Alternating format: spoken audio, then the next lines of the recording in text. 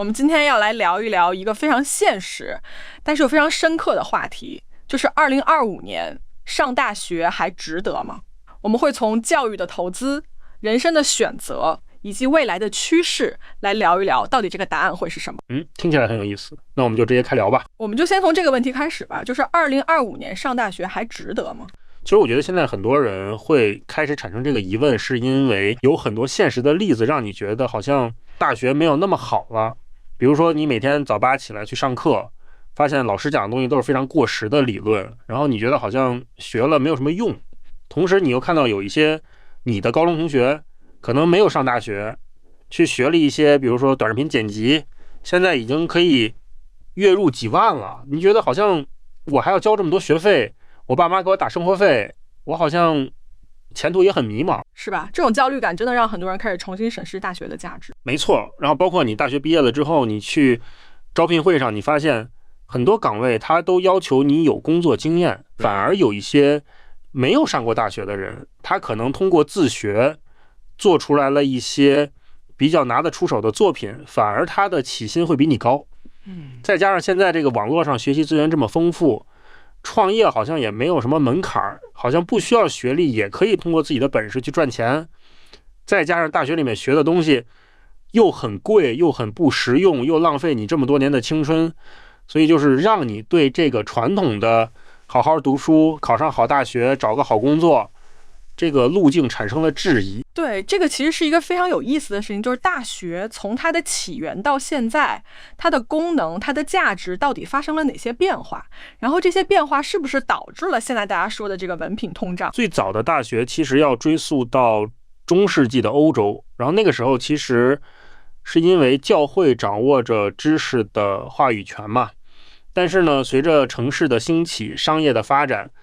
社会上需要有一些专业的人才，比如说律师，比如说医生，所以就产生了大学。那当时的大学其实更像是一个知识的俱乐部，老师在上面讲，学生来听，你交学费，你学的内容呢主要是7艺，再加上一些高阶的专业，比如说法律、医学。那个时候能够上大学的人呢，也都是贵族或者是教士的子弟，人数也非常少，可能一个国家就几百个人。那个时候大学的价值就在于它掌握着这个社会上最稀缺的知识，它可以帮你进入到一些最高级的职业圈层。听起来就完全是一个为了精英阶级服务的一个机构啊。是的，然后这种精英教育的模式呢，其实一直持续了几百年，直到工业革命。工业革命之后呢，因为大机器生产需要有大量的技术工人，所以大学开始开设了一些工科的专业。德国还首创了这种教学与科研结合的这种模式。再到了20世纪中期之后呢，因为战后重建以及社会公平的这种需求，所以高等教育开始大众化。那这个时候就有更多的人可以上大学了。那这个时候你比如说像台湾在1999年的时候，它就开始了一个广设大学政策，就是它大量的增设公立大学，把很多私立的专科学校都升格为大学，所以导致台湾的大学数量从20多所激增到了100多所，同时它的录取率也从不到30%提升到了90%以上。所以这个时候就会产生大家说的这个文凭通胀，就是大家都有大学文凭了，所以你的大学文凭就没有办法帮你脱颖而出了。所以以前可能本科生你是可以进国企的，现在可能你就只能去跟专科生、高中生去竞争一个行政助理的职位，你的起薪甚至都比30年前的本科生要低。对，那我们就来聊一聊，就是如果我们单纯从投资回报的角度来看的话，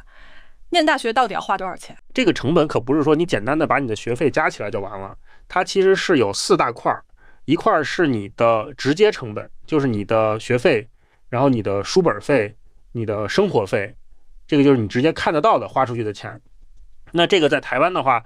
如果你是念公立大学的话，4年下来可能总共是要花个105万到129万新台币左右。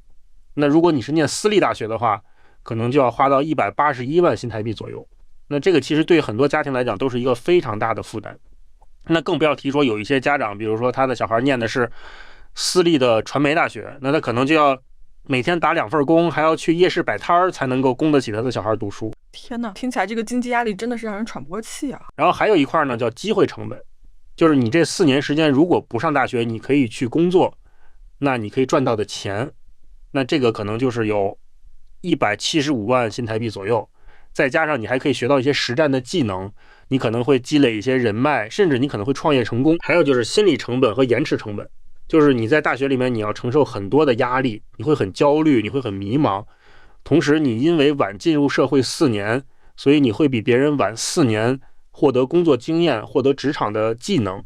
所以有很多企业他为什么不愿意招应届生，就是他还要花时间去培训你，你又眼高手低，所以这都是成本。对，那我们再来聊一聊，就是现在的职场到底对于大学文凭是一个什么样的态度？其实现在有很多行业它已经不怎么看学历了，比如说科技业。科技业的话，其实它更看重的是你的能力，比如说你是一个程序员，那你会不会写代码？你能不能够独立完成一个项目？你有没有自己的作品？那有很多人他可能就是自学的，或者说他是通过线上课程学的，他也可以进像谷歌这样的公司，然后拿很高的薪资。包括一些新兴的领域，比如说云计算，比如说 AI， 其实学校里面教的东西要远远滞后于行业的需求，所以这个时候你的文凭其实也没有什么用。听起来好像这些领域更看重的是真才实学啊。没错，然后包括创意产业也是，比如说你是一个平面设计师，你是一个视频剪辑师，那你的作品集要远远重要过你的文凭。那有很多非常厉害的设计师，他可能就是从职校毕业的，他的收入也非常高，他做的项目也非常厉害。包括现在大家看到的很多这种网红，他们也都不是学传媒的，他们可能就是靠自己的创意，靠自己的作品，就有了自己的粉丝，有了自己的收入。那反而是传统行业，比如说金融、法律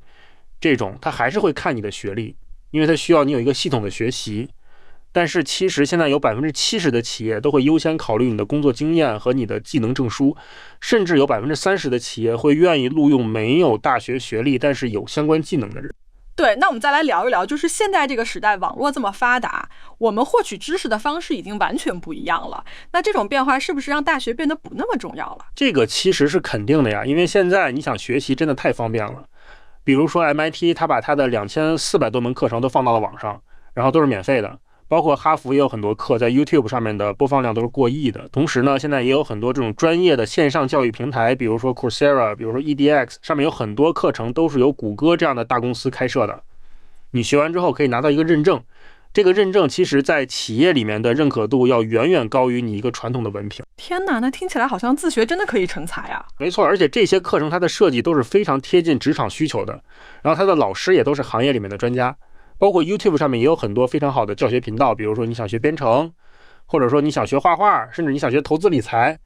你都可以找到非常好的资源，而且这些资源都是免费的，你还可以按照自己的节奏、自己的需求来学。你可以在半年到1年的时间里面就学到非常实用的技能，你可以马上就应用到你的工作当中，所以这个肯定是对传统大学的一个挑战。对，那我们再来聊一聊，就是大学到底有没有一些东西是没有办法被网络、被职场所取代的？当然有啊，比如说大学里面的系统性的思维的培养，这个是网络上的碎片化的学习没有办法给你的。比如说你是学计算机科学的，那你不仅仅是要学怎么写代码，你还要学代码背后的逻辑。然后你是学市场营销的，你不仅仅是要学怎么投广告，你还要学营销的本质到底是什么。包括他会通过一些文学课让你有批判思考的能力，通过一些历史课让你学会因果的思维，通过一些哲学课让你变得善于逻辑推理，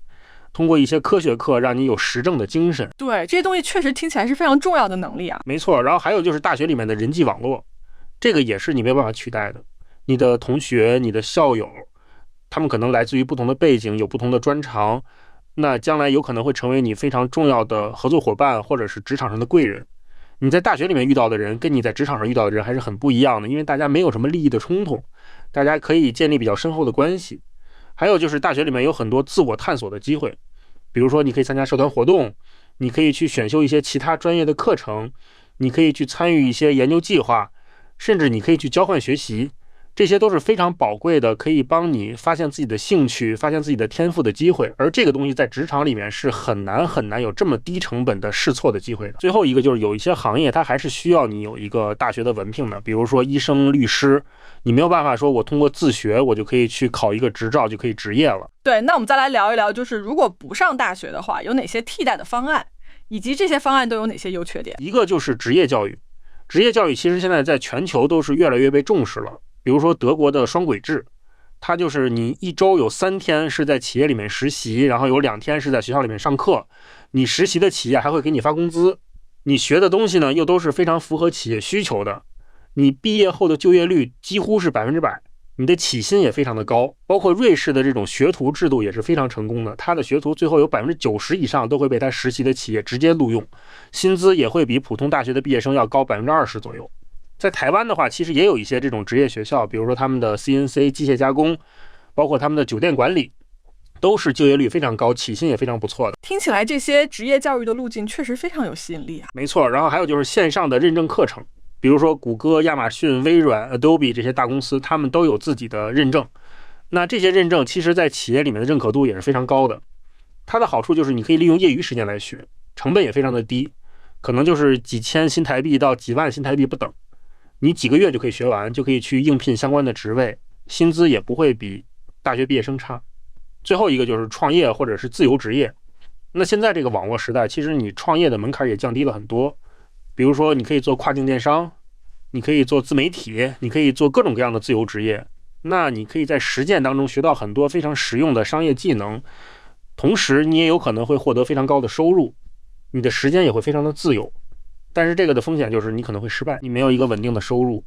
所以这个也是需要你有一定的能力和勇气的。对，那我们具体来说说，就是一个年轻人他怎么来判断自己到底该不该上大学？这个其实要从几个方面来看。第一个就是你的目标，就是你如果是想要进入一些高门槛的行业，比如说医生、律师，那你肯定是需要一个大学的文凭的。但是如果你想做的是创业或者是艺术或者是技术这方面的事情，其实大学并不是一个必须的东西。然后包括你如果现在还很迷茫，你也可以通过大学这个环境去探索一下你的兴趣。对，看来目标确实是一个非常重要的指南针啊。没错，然后第二个就是你的学习风格，就是你如果是一个喜欢结构化学习的人，就是你喜欢有一个固定的课程表，有老师教你，有同学跟你讨论，那大学可能还是比较适合你的。但如果你是一个非常自主的学习者，那你可能更适合线上学习或者是职业教育。第三个就是你的家庭背景和经济条件。如果你的家里没有办法负担你上大学的费用，那你可能就需要去考虑一些更省钱的方式，比如说去念公立的学校，或者是去学一个职业技能。最后一个就是你要考虑你所处的地区以及你想要进入的行业。比如说你如果是想要在台北这种大城市进入互联网行业，那可能你的能力更重要。但如果你是想要在2、3线城市进入一些传统行业，那可能学历还是会帮到你更多。对，那我们再来聊一聊，就是未来的教育会有哪些新的趋势，以及这些趋势会对我们上大学的选择有什么样的影响？未来的教育会越来越个性化，就是通过 AI 的技术可以给你定制化的学习路径。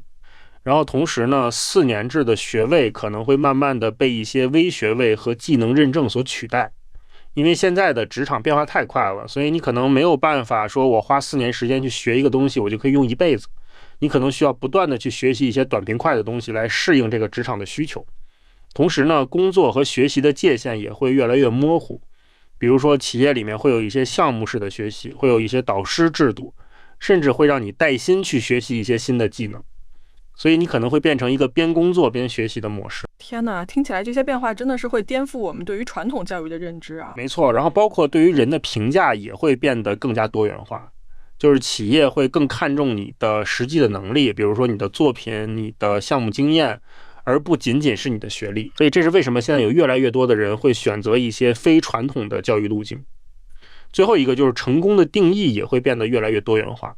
以前大家可能觉得说我一定要上好学校，找一个好工作，赚很多钱，但是现在大家会觉得说我可能创造出一个改变世界的产品，或者说我能够追求自己的艺术梦想，或者说我可以有一个幸福的家庭，这些东西其实都是成功的定义。所以这个也是为什么上大学已经不再是大家唯一的选择了。对，那我们总结一下，就是2025年上大学到底还值不值？其实我觉得这个答案就是因人而异。如果你是想要进入一些高门槛的行业，或者说你喜欢这种结构化的学习，或者说你想要利用大学的这个环境去探索你的兴趣，或者说你需要大学给你提供的人际网络和缓冲时间，那大学可能还是适合你的。但如果你本身的目标就非常明确，然后你是一个很自主的学习者，你家庭经济压力又比较大，那可能你可以去考虑一些其他的教育路径。对，所以看来就是关键还是要根据自己的情况来做决定啊。没错，无论你选择什么样的路，最重要的是你要保持一个好奇心，然后要不断的学习，要培养自己解决问题的能力，要去建立一些真实的人际关系，找到自己真正想要追求的目标。这样的话，你才可以在这个不确定的时代里面走出属于自己的成功的道路。 OK， 行吧，那今天我们就是从这么多不同的角度聊了聊2025年上大学到底还值不值，希望能够帮大家打开一些思路，然后能够让大家更清楚的看到，其实无论你选择什么样的教育路径，最重要的是要找到自己的目标，不断的去学习和成长。